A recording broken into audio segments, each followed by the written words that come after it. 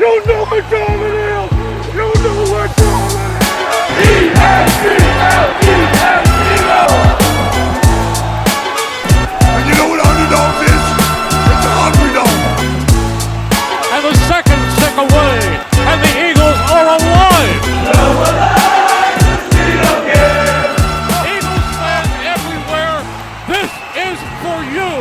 Let the celebration begin! All right, everyone, and welcome to episode 60 of Wingin It. I'm Alex here with my dudes Andrew, Ali. Boys, we are going to be heading out to LA to take on the Rams. Do you think they're going to be able to knock us off of our undefeated path? We're going to cover that today. But I want the podcast to give a warm welcome. You've definitely seen his content on Instagram before, mixing it up with some of these crazy unique drinks. Hennessy enthusiast. Everyone, please give a hands for 2-3 Drees. What's up? 2-3. Thank you. Yeah, man. Welcome to the podcast. Mixing it Thank one you, week, man. winging it another. Oh, yeah, for sure, man. I kind of feel special. I feel like 60 is a good number. So this is the 60th episode. I feel kind of good about this. Let's go. Andrew, name an Eagles player that wore number 60. Was that Chuck Bednarik? It had to be. Like, Oh my gosh! hold If you on. actually, I mean, got that this is right, like he's this a Hall of dude would- Famer. He's a Hall of Famer. I Number think that's 60, right. baby. Woo! That's pretty damn impressive. I'm not gonna lie. 2-3. Tell us a little bit about yourself. You used to live in Florida. You used to live in Philly. You live in Tampa now. Why don't you tell the audience a little bit about yourself and where you're from? Oh, yeah, man. I'm from Philly, man. I moved to Florida 2 years ago. So I'm kind of fresh to Florida, but I still rock hard for Philly, man. Philly Eagles, Sixers, Flyers, everybody, man. You already know Eagles, of course. But yeah, I'm just here in Tampa living. But I try to go to a lot of away games. I went to one home game this year, but my big thing is like going to like every stadium. So right now I'm going like Ooh. with the Eagles to a lot of different stadiums. So I got to That's rep from. I'm not home. I'm hardly home, but always repping. You know. What's your biggest bucket list? Like, what stadium can you not wait to get to? Bucket list? Honestly, it was the Super Bowl, but I did that last year. So it's kind of like a Super Bowl win. That's the biggest. Yeah. Be there when they win the Super Bowl. That's like the bucket list. I mean, I know I got no control of that, but that's kind of like the big thing I want to do, go to the Super Bowl and like actually witness the win, the ceremony, the confetti falling down on you and everything like that. That would be like, I'm cool. That's all I need in life. Yeah. People Ali, why listening- don't you tell them? Yeah. Yeah, Alex and I were at the Super Bowl in February, and obviously I live out in Minneapolis. I was here when the Eagles won the Super Bowl. Unfortunately, I was going through grad school at the time, so my budget didn't allow me to go to that game. But that is one heck of a bucket list item because it doesn't happen very often, even if we do make it to that big game. What was your favorite stadium that you went to? So far, it might have been the Jaguar Stadium, and it's crazy that they're getting a new stadium. But I kind of like their stadium because they had the swimming pool like right there. You can be in the pool watching the game. You know, it's Florida, nice and sunny. So I kind of like the Jaguar Stadium, even though they're getting a brand new one. It's going to be 10 times better.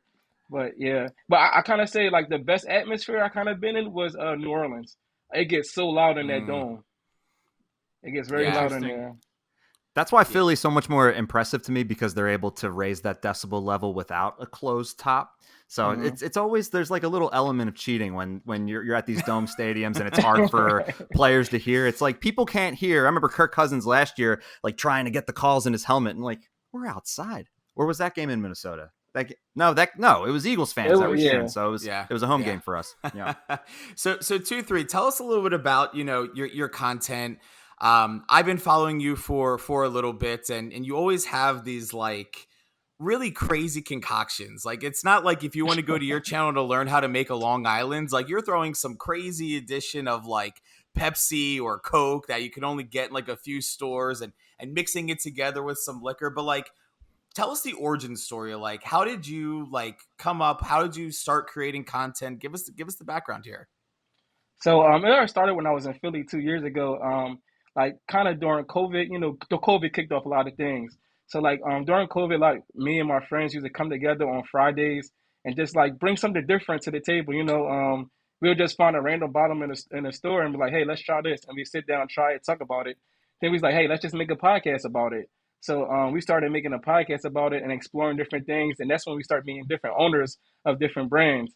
And then we did like interviewing them and things like that, and they basically expand our palate, let us know like where a lot of different alcohols come from. Because before we just like see a bottle that we like the color of it, or like is it a tequila? We gonna get a tequila, but we learned so much about the origin and where it come from and stuff like that. Just talking to owners, and then one owner from Sipshine, Kyle, he was like, "You guys gotta get on TikTok. You gotta make content. There's a whole world out there that people like. You could connect faster than just doing a podcast if you just go and do like TikToks. And because I thought TikTok at first was just people going there and dancing or mimicking each other. Like I was like, I don't want to get on TikTok, but it's really a world for everything. If you like books, you go on TikTok. It's a whole world for books. If you like to cook, it's a whole world for cooking.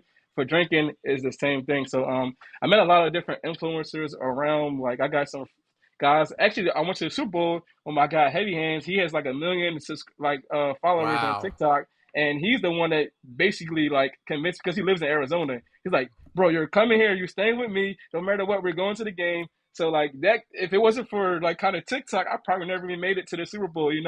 But that's kind of how I started. He's like, you could like reach different brands, stuff like that faster if you just like have content and making drinks and stuff like that. And then a lot of people would start requesting certain drinks, and I just like kind of ran with it. You know what I mean? Just grew into. Then I moved away from Philly with all my friends and stuff like that. So it's kind of like I was doing it on my own now. So it's kind of had to like find my niche and my lane, and then I stuck with it. And then like people love it. People like, hey man, if I don't post in a day, people be like, hey man, I don't know what I'm supposed to drink today. I'm like, I didn't know you looking forward to it that much to see what I'm doing today. You know what I mean?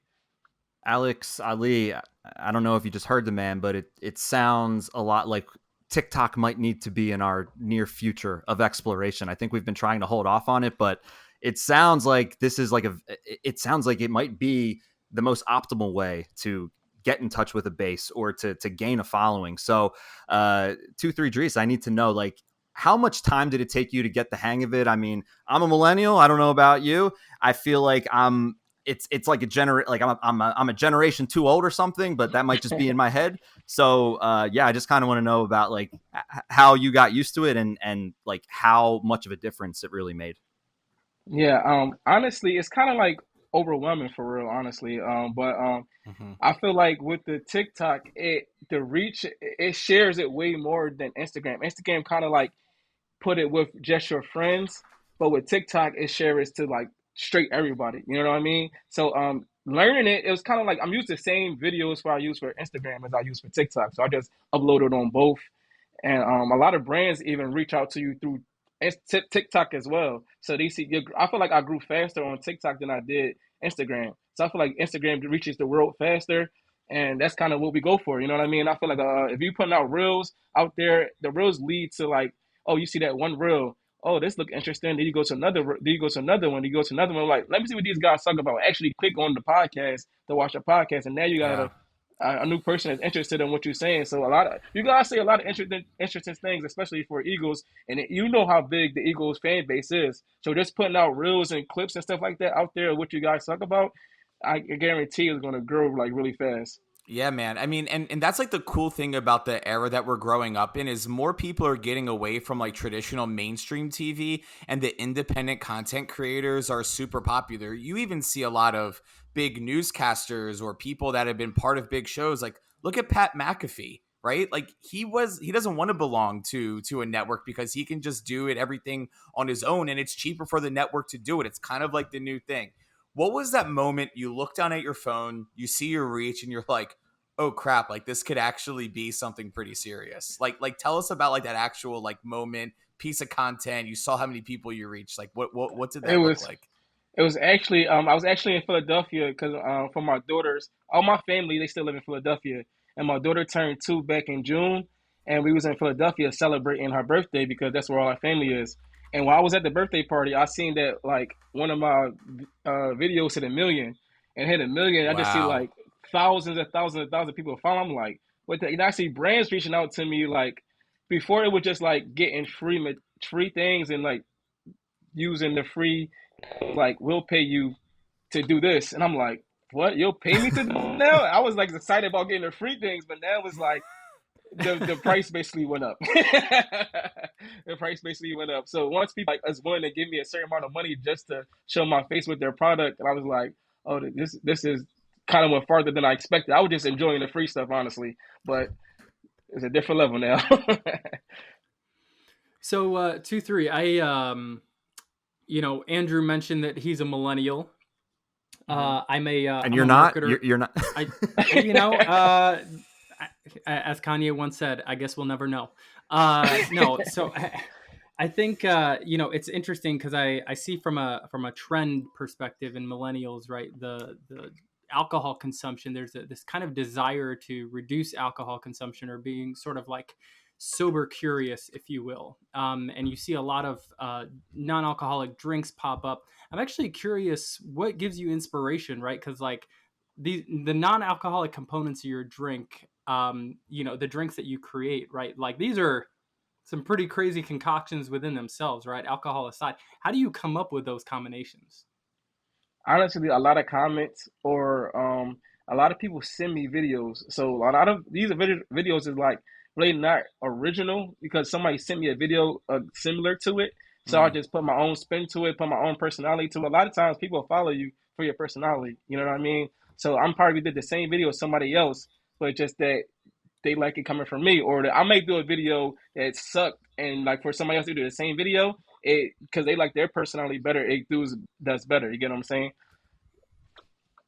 So talk to me a little bit about so we were talking about potentially mixing up some drinks on the show today, and I think Ali's comment is really good too. You said I don't drink during the weekdays, right? And I think that's it's probably really simple to get sucked into, like, hey, I could push as much content as I want, and I could get loaded every single night, and that channel could grow, and that I have that bite, and I know what success feels like. Like, how do you ensure like you rein it in? It obviously sounds like you do this, but you also preach responsibility. Talk to us a little bit about that. Yeah, that's a good question because a lot of people think because I post every single day, they think I drink every single day. You know what I mean? So they be like, "Oh, you're gonna die." I actually go to the gym more than I drink. I go to the gym like 4 or 5 times a week, and I just drink like Friday and Saturday. I don't even drink Sunday during unless I'm probably at the game. Maybe I would drink, but I really don't drink as much as it looks like on Instagram because it's posting every day. Yeah. Because your health is very important. I feel like the most important thing you own is your body. So you really got to take care of that first before Instagram, before the money, before anything else, because you need that to.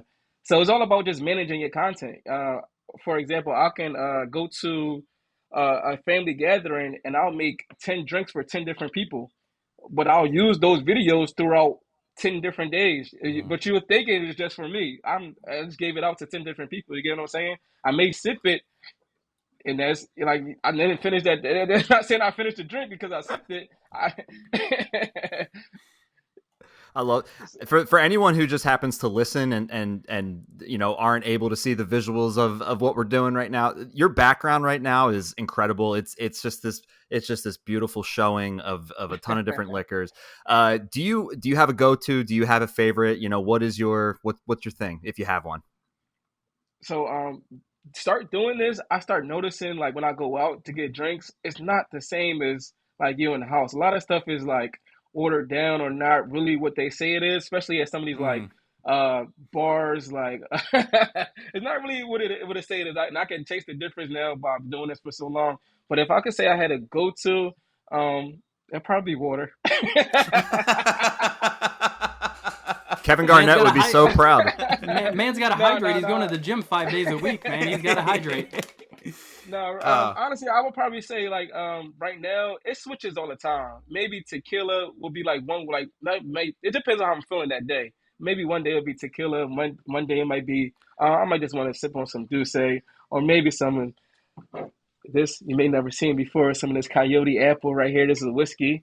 A few different things. It depends on how I'm feeling. It depends on around what they like to enjoy. Because I like to enjoy things with people that enjoy the same things. I don't want to be like, oh, you can't. If you don't drink this, I'm not drinking with you. Because some people will get like that, and I'm not one of those people. I'm ready to enjoy whatever we want to drink. We can drink together. What's Alex in and it? Ali, I actually want to know. I've never asked you guys what your favorite drinks are. I'm kind of curious now. Maybe I want to get you like a nice holiday gift. I'll send you a nice bottle of something. I don't know. Don't get me gin. Gin is not the is not the drink of choice for me. I'm definitely an ice cold, tall 24-ounce can of Yingling down at the Lincoln Financial Field parking lot. Not too much of a liquor person, but I like So fancy. Tito's. Yeah. 2-3. Tell me a little bit about the reserve collection, the fancy bottles, the ones that cost a lot of money. You said you have a few of those in your collection. Love to share with us, some of our listeners. All right, I can show you this one right here. You probably can't even see it right now We'll because be my able to light. see it when we render the clip. But this right here is a James Hennessy. You can't get it in America. You only can get it at a duty-free airports. So I actually got a friend. He's a Hennessy collector, and he has like over $50,000 worth of Hennessy, like things I guarantee you never seen before. And I went to his house one time to interview him, and he's like, told me to try this. And I'm just thinking like Hennessy is Hennessy. This tastes like just like straight grapes, like fresh off the vine. I'm like, Mm, it's no way it doesn't taste like liquor. So like it's something like really different. You can't get it in America. You only get it duty free when you like going across country lines or whatever. And I feel like this kind of like one of my favorites right here. It's really hard to get. Um, what else we got back here? If you want to take it to football, we got the Pouncey twins. They actually have a whiskey. They signed this one right here. I met up with them in Miami. Um, and this is I didn't really try this one right, so I can't tell you if it's good or not. I just felt like I need to hold on to this because yeah. there's a lot of bottles out here that is like limited edition, and once you it's like kind of like sneakers. You hold on to them, the Yeah. value goes up, and it'd be worth thousands of dollars. And this was actually signed, so like you never know. Wow. Very Another cool. football one I have right here is Charles Woodson. This is his last year during March Madness, when Wolverines were in the when I think they made it to like the Sweet 16 or something like that. He released this bottle with the colors of Michigan. I don't know if you can see it. And I worked with them. They actually sent me a holiday card working with them last year. Charles Woodson signed it. I'm a big fan, man. Actually, and another thing, when I was at the Super Bowl, they invited me to a Woodson party, like a Woodson whiskey party, and I missed it because I didn't see the message until the next day. Oh my god. Getting Man. down this, it was like I was upset about that still to this day. Man, what a cool little following you have there. That's so neat, man. Mm-hmm. You know, what I appreciate about, when content creators develop this following, right, is there's almost like this need to sort of give back, right, or use their platform to give back to causes that they believe in. 2-3, what are some of the causes that you dedicate yourself towards? I mean, I feel like all my life I kind of did it, even before like the Instagram and things like that. When I was living in Philadelphia, like every year I would do a book bag drive when it's time to go back to school. During Mm, the summertime, I would go down Love Park and hand out sandwiches and bananas to like the homeless and things like that. It was times where I hand up 200, like I will make like pack lunches, and I would hand out 200 lunches and within 30 minutes. That's how many homeless people we have in Philadelphia that people don't even yeah. notice. And I'm like, it's just crazy. It's only been down here for 30 minutes and hand out 200 lunches.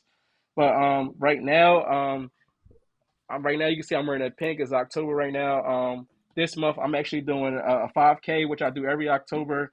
And you could get these T-shirts right here. It says "Keep Fighting." I have my grandma name on the back, but you also can see that it has "Keep Fighting" Mm, on the back as well. You could get this shirt from 23drinks.com, and all the proceeds go straight to breast cancer.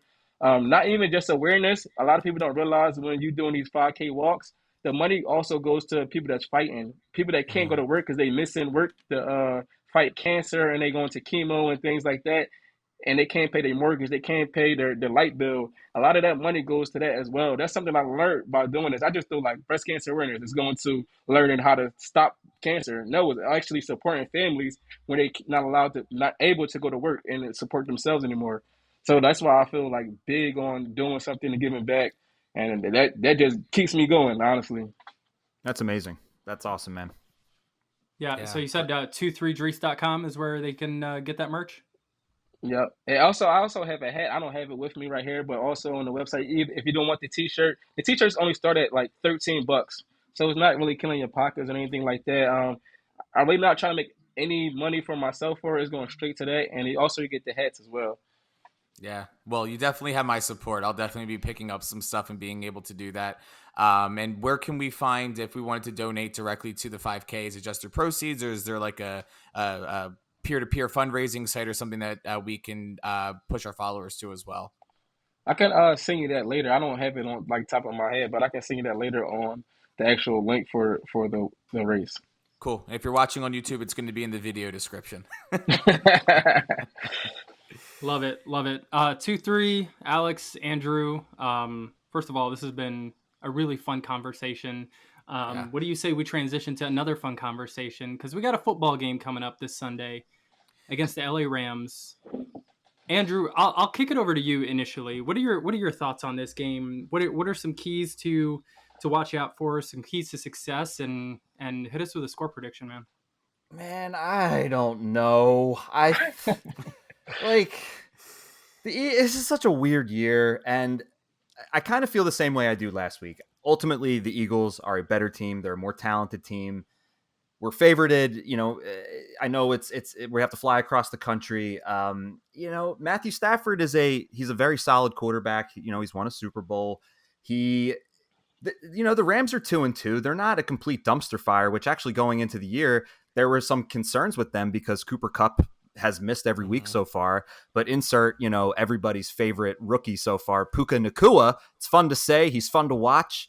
They have Tutu Atwell. Their running back, Kyron Williams, has been really good. So they've kind of been surprising some teams. I mean, they gave it to Seattle week 1, and Seattle's kind of another one of those teams that they're not an easy team to beat necessarily. They lost to San Francisco, which everyone who's played San Francisco has lost to them. They barely lost to Cincinnati, and then they beat Indianapolis in overtime last week. So it's really going to come down to just being able, again, to get after the quarterback. I want to see, Matthew Stafford is not mobile, and we've had more success getting after the mobile quarterback. So Stafford is, more of that Kirk Cousins type. He's probably going to try to get rid of the ball real quick. But ultimately, the Eagles are a better team, and the Eagles should win. The passing game looked really good last week. I hope that we get Swift a little bit more involved this week, consistently throughout the game. Score prediction, I'm going to go Eagles 29 and the Rams 22. What do you think, 2-3? What's your analysis on the game, and hit us with a score prediction? All right. What I think, what you were saying about Matthew Stafford, we've been having trouble with quarterbacks all year. So I think Matthew Stafford going to throw over 300 yards. But I don't think they're going to. He has thrown for over 300 yards in 3 of the 4 games he's played. And I think the Eagles game will be another one. But I still don't think it's going to be as close as Andrew thinks it will be. I think it's going to be 31-17. I think Eagles are going to actually get some sacks this week, because I mean they be getting kind of pressure, but not getting really home as we've been used to. I feel like last year exploited us with so many sacks, and this year we're not seeing as many, but we still getting kind of good pressure, but not as what we were seeing before. I feel like we need to get some of that this week, so we can make that big separation of the score, 31-17. I got Eagles winning. Swift gonna have close to 100, may not be 100, but he's gonna have close to 100. Matthew Stafford will throw 300 yards, but it's not going to matter because we're going to be so far ahead, and we're going to walk through this one. Yeah, I think the biggest thing I'm worried about is, and I don't know if it's confirmed yet, but it's really going to be, is Cooper Kupp going to be playing on Sunday or not? Like I said earlier, Matt Stafford has thrown for over 300 yards in 3 of the 4 games he has, and Cooper Kupp, for those that don't know, is a slot guy. Our slot guy is Josh Jobe. So this may actually be a game where Matthew Stafford throws for 900 yards against our defense if Cooper Kupp is in there. And we got Josh Jobe covering him. And I'm only slightly joking here. On PFF rates the Rams secondary as the top 3 in the league. I don't really think that's too much of a problem because the Commanders secondary was actually pretty good. And we put an absolute whooping on them with A.J. Brown. Aaron Donald doesn't really scare me. I think our offensive line is going to be okay, but I really think the biggest thing that is going to dictate if we have a convincing win or not is going to be if Cooper Kupp is going to be playing. Also, Tyler Higbee and the other tight end, what's his name? Andrew, you just said it. You said it way better than I would. I did? Yeah, who's the guy that caught the game-winning touchdown in overtime? That was Puka Nacua. Yeah, he's a wide receiver. He's a wide receiver. And then he's filling that slot position, so I'd be curious to see what happens when Cooper Kupp comes back. Yeah, I was watching highlights today. He looked like a tight end build, but I guess I was wrong. Also, I remember like scoreboard watching, and the LA Rams were up by a lot really quickly, and then they kind of fell apart in the second half of the game, and then they kind of won it again in overtime there. So I wouldn't be surprised if we go into the half, if that's LA's MO, that they get really quick leads on teams really quick, and we have to play behind, and I think we'll be totally okay there. All that to be said, I do think the Eagles will pull it out 27-22. I think it's going to be a close game again with the 2-point conversion, and it could end up with the Rams having it on the last drive of the game to try to go down and get a touchdown, and hopefully our secondary doesn't give up another one and force it into extra minutes. Ali, what do you think? I appreciate how, Andrew, you started off kind of like taking a deep breath, sighing, because honestly, I don't know what to make of this game. I mentioned earlier in the conversation that by day I'm a marketer, and a lot of people think marketers just like create fluff and wholesome TV ads, and certainly that's part of what we do. But I think good marketers are able to take data, analyze it, and deliver good products, right? So I took a second to write down some data points that are making me a little bit nervous. The Eagles are 27th in pass defense. We've allowed the third most touchdown passes. We have the second most passing first downs. We're the first team in NFL history to go 4-0 while allowing 9 touchdown passes and a completion rate of over 67%. 2-3, you said... Thank you. 2-3, you said, you mentioned quarterback pressures. We've got 54 quarterback pressures on the year, and that is the most in the NFL. However, we are 6th worst in pressure to sack rate, right? So this is the amount of pressures that you generate, how many of them are resulting in sacks. And you could think to yourself, like, okay, our guys aren't getting home. Are the quarterbacks just doing dink and dunk plays? Well, that's part of it. We are 4th worst in yak yards. We're 10th worst in air yards, which means that the ball is traveling and getting completed in a certain amount of yardage through the air. And we're 8th worst in third down conversions, 4th worst in red zone defense. This is not what it used to be last year. I just threw a lot of statistics at you, and what I can't seem to... You sure you're an Eagles fan, Ali? Are you sure you're not a Minnesota Vikings fan? What the heck? This is data. This is data at its finest right now. We can't figure out the bunch concept, which the Rams run a lot of. We can't figure out pre-snap motions, which the Rams do a lot of, and frankly, that's how we lost the Super Bowl. Right? Yeah. And we can't figure out zone coverage. And tell me a better quarterback who's able to move defenses with his eyes than Matthew Stafford. On the other side of this, you've got the Rams, who are second best in passing offense. They're number 1 in completed air yards. They're 8th in third down conversions, 4th in fourth down conversions. They're 10th in red zone touchdowns, 6th in the percent of drives that end in scores, and 4th in average time per drive. And the thing that makes me most nervous, Alex, you mentioned Cooper Kupp. I think, honestly, there is a significant chance that he comes back at this game. I think so, too. He's active. This offense, our offense, so far this year is scoring 29.5 points per game. Last year, we were scoring 29.1. Our offense is not the issue here. Frankly, our offense didn't get any worse. It didn't get that much better either, but our defense did get significantly worse. We're allowing 22.5 points per game.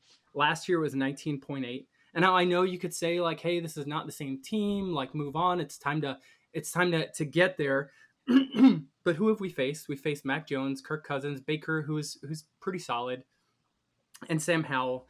And as I look to the next 10 weeks after this week coming up, we are facing 7 out of those 10 weeks from a QBR perspective, 7 out of the top 10 quarterbacks in QBR. I have some concerns about our pass defense. And as much as it pains me to say this is the first time This is the first time I'm going to be predicting an Eagles loss since I've joined this show last year. But I'm predicting Rams 35, Eagles 31. And it's all going to be because our pass defense couldn't get it squared away.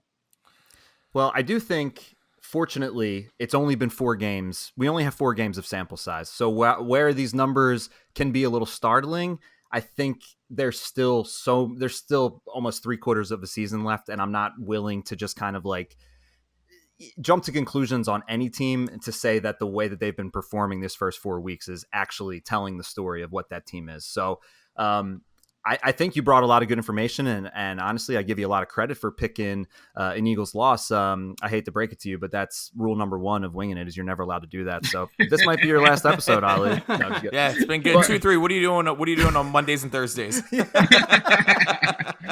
But real quick, I actually wanted to bring up to you guys the signing of Bradley Roby. He's 31 years old. He came from the New Orleans Saints. Pretty solid career, and to be honest, it seems like more recently his success has come in the corner, and I think that is again it's another showing of the Eagles addressing a need, seeing a weakness and not hesitating, being like, okay, we need to fix this, and they go out and they find someone. So hopefully that secondary can really clean things up, and hopefully he'll be a very pleasant addition. Yeah.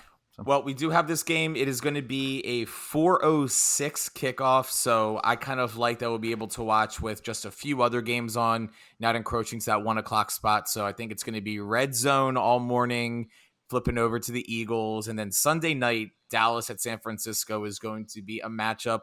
Let's talk about some of these other matchups. Andrew, explain what Swinging It is. Swingin' It, underdog picks for the week. What's up, swingers? It's time to swing for the fences, baby. It's time to pick some underdog winners, which none of us were able to do last week. So how does this game work? Yeah. So we're all going to pick our favorite underdog. So any team that is not favorited, you pick them. And if that team wins outright, you are awarded the number of points that they are receiving in the spread. So 2-3 Dries as the honorary audience representative. But real quick, just want to give a quick score update just for context, so we know what we're working with. Just to catch everyone up, Ali is still in first place with 15 points. Aleks is in second with 9.5. Audience right behind with 8.5, and then I have 2. So 2-3 Dries, the audience needs you, my man. Who do you like as your underdog pick of the week? My underdog pick I like is CJ Stroud and the Texans. I mean, he's been on fire. I actually added him to my fantasy team, and last week gave me big numbers. So I'm going to ride with him. Hopefully he have another big game, get me 5-0 in fantasy. Oh, man. So that's what I'm going with. He's been awesome, and it's awesome. Lights out. It's been really cool seeing D'Amico Ryans also. I mean, he might be like Coach of the Year candidate at this point. Mm-hmm. All right, so you got the Houston Texans. They are a 1.5 point underdog against the Falcons. I am gonna go with, because it's just screw it. You're like, why does it even whatever? I am gonna take the Minnesota Vikings at that's home. What I was gonna pick. Dang. The Vikings are they're gonna be one of those weird teams that make no sense whatsoever. Are they good? Are they not good? Nobody knows. And they're gonna beat the Chiefs this weekend, and everyone's gonna be very confused. So I'll take the Vikings at home. They are a 3.5 point underdog to beat Patrick Mahomes, who almost lost to the Jets. Yeah, I actually really like that pick, Andrew. I didn't think anyone was going to pick it. I'm actually going to call for another one that may be a little bit of a hot take, but I'm telling you, I think this team is the real deal. Is it Dallas? It's Dallas. Please say it's Dallas. Please say it's Dallas. So we can all make fun of you. Dallas, dude. It's not Dallas, dude. Did I ever tell you the story that my son, we got a phone call from his daycare saying he's yelling Dallas sucks at all the kids, and they wanted us to see if we wanted to correct the behavior. And I said, absolutely no way. Call when there's a real problem, and hung up the phone. It's like, no, tell him good job. And all the dads in daycare like fist bump me like, good job, go Birds. So proud. I think the Jacksonville Jaguars are going to beat the Buffalo Bills as a 5.5 point underdog. The reason I say this is, for whatever reason, Jacksonville always gets the 9:30 slot. They're going to have their coffee. They're going to be ready to go. They don't even know what time zone they're going to be in. I think that they will be able to take off the Bills Sunday at 9:30. It's back-to-back early games for them. Why is it a 9:30 game? Is this They game overseas somewhere? yeah, they stayed in London for the week. Interesting. They had a game in London last week, and they stayed there, and they playing the Bills again this week. So they Yeah, stayed so there for a whole week. So they're adjusted to the time zone and everything. They got their bangers and mash. They got their blood sausage or whatever else they eat in the UK. And How is they that are fair to ready the go. Bills? How's that fair? It's at the Bills. How That's is why that count I as a picked home them. game? Swinging it, guys. We're missing the point here. I picked the Jaguars. Damn, that's smart. I almost feel like that's tougher to be there for a week. I mean, you're just like missing home. The Bills have just been hanging out at their house and taking a quick trip across the pond and watch like Trevor Lawrence just be like, okay. So I don't even know how to do a British accent. It's like pip, cheerio out, turn around. He's just sitting there talking in a slight British accent. Go for a deep Hail Mary, won't you? Oh, yes. Give me a post at the corner there. Speaking of Dallas, I messaged this to Alex a couple of days ago. Not many people realize this, but Dallas scored 124 points this season. Their offense only scored 56 of those points. So a majority of their points have come from their defense. I don't expect Dallas to do anything against the 49ers, to be honest. And I think, 3.5 points that they're favored by? Dallas is an underdog. Yep. No, I'm sorry. San Fran is a 3.5 point favorite. I don't think that's enough. Anyway. Got it. Okay. I'm gonna keep riding with him. My boy Jonathan Gannon, Arizona Cardinals, facing against the Macaulay Culkins. I mean Joe Burrow. The Bengals just don't look the same, man. And the Cardinals are a pretty chippy team. I'm pleasantly surprised. I'm kind of shocked about it. And Josh Dobbs is slowly earning my respect as one of the more interesting looking and how he plays the game. And looks, man, that's one ugly guy. Let's just call a spade a spade. Well, what does he have? Like, has he got alopecia? He's just Here you are making fun of him, you jerks, and he's got some kind of hair loss disorder. It's It ain't just his hair, homie.